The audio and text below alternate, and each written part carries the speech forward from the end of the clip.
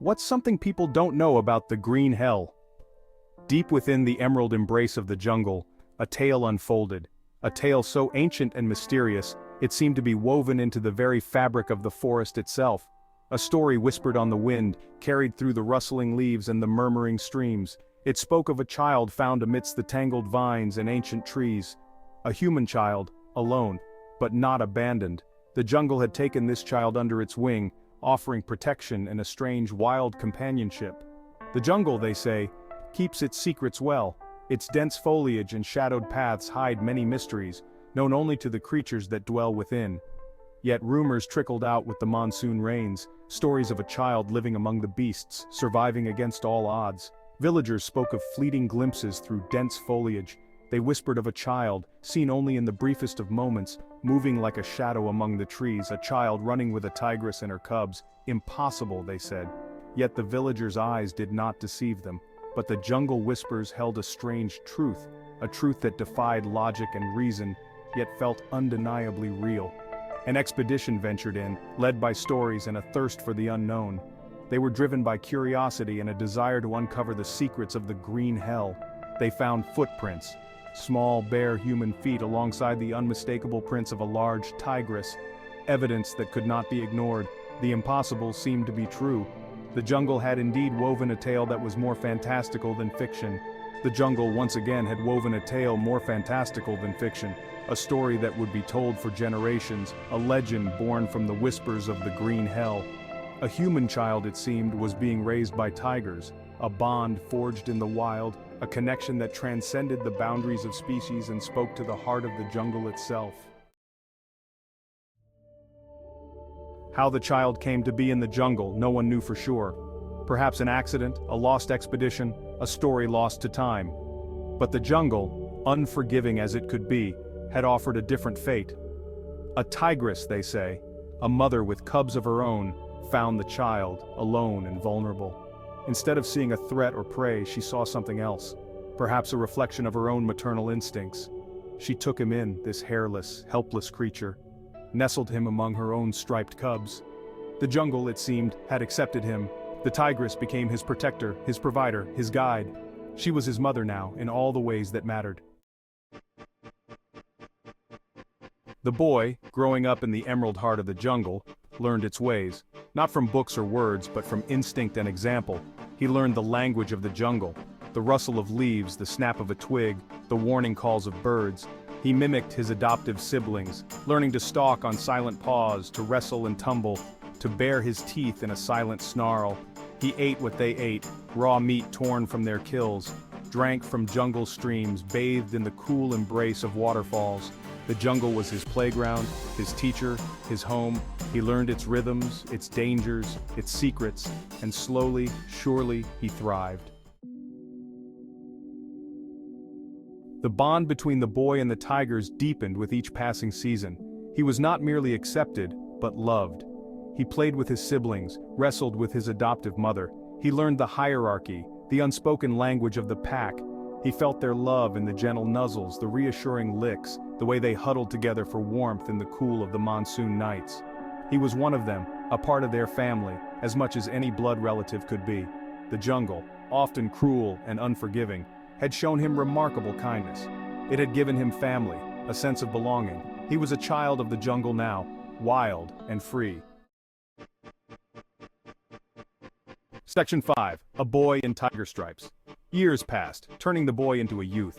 He grew lean and agile, his senses honed by the jungle. His eyes, sharp as a hawk's, could spot a chameleon camouflaged against bark. His ears could pick out the whisper of a snake in the undergrowth. He could climb trees with the agility of a monkey, swim rivers with the grace of an otter.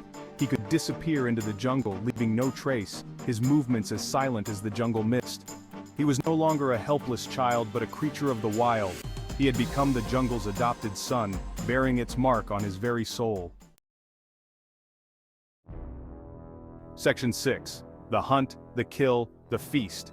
The boy, taught by the best, became a skilled hunter.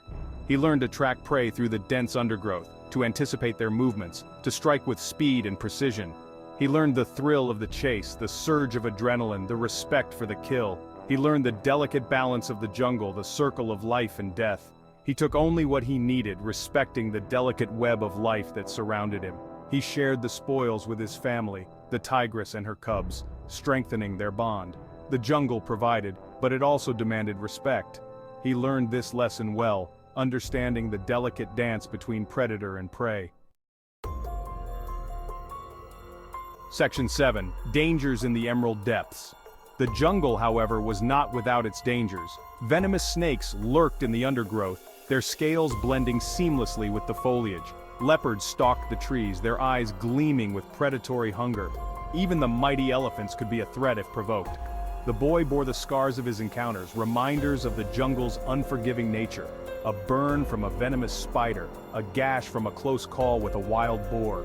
Each scar told a story, a testament to his survival, but through it all the tigress, his adoptive mother, was his fierce protector. Section 8. The Day the Jungle Cried. One day, a sound pierced the usual symphony of the jungle.